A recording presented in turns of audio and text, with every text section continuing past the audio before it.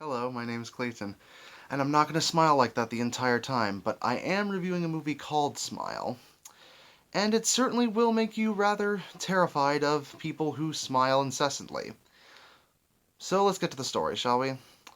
The story is about this woman named Dr. Rose, played by Sosie Bacon, who has this patient that she's with that ends up committing suicide in front of her while also smiling like a lunatic.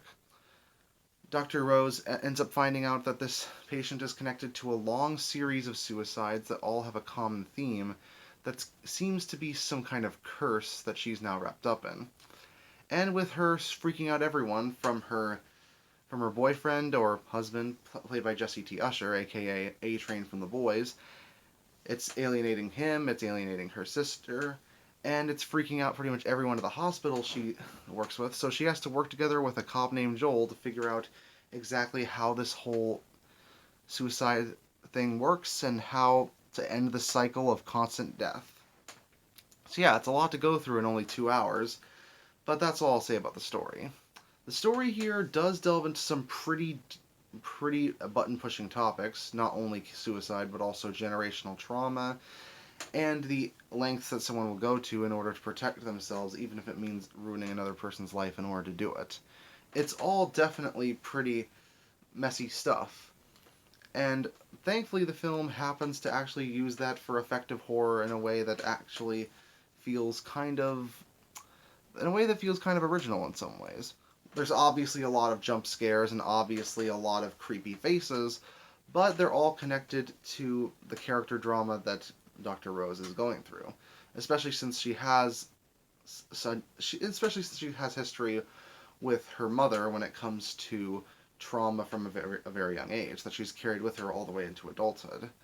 And Sosie Bacon actually manages to deliver a pretty good performance that ranges from her acting like a crazy person to her genuinely trying to get through a curse that no one else can see but her. And when you're the only one who can see ridiculously insane visuals, and everyone else acts like you belong in a nut house, naturally it would cause for a lot of drama in that respect. It kind of reminds me of the main actress from the 2020 Invisible Man film, where she has to act like she's trying to convince everyone she's not crazy, even though doing that just makes her look even more crazy. And both actresses do a good job in both of these films. It's just Smile happens to rely a lot more on its creepy faces, jump scares, and especially a gore-filled finale that will definitely make the squeamish throw up. It's definitely not an easy film to go through when it comes down to all of that. But what you have through there is effective scares, some effective drama, and some really good performances from Sosie Bacon, Jesse T. Usher, and everyone else in the cast.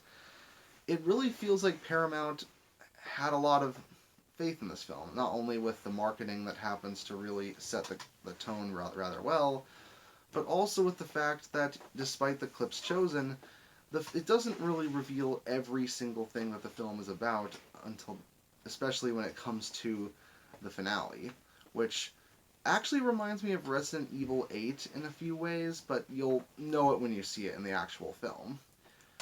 Granted, that's not to say the film is perfect. Some of the CGI effects can be a little dodgy, and some of the jump scares can start to get kind of repetitive once you start to notice a pattern to them. But I definitely think this is a film that will scare the daylights out of you if you're as susceptible to certain scares as I am. So, I'm going to give this an 8 out of 10. See you next time.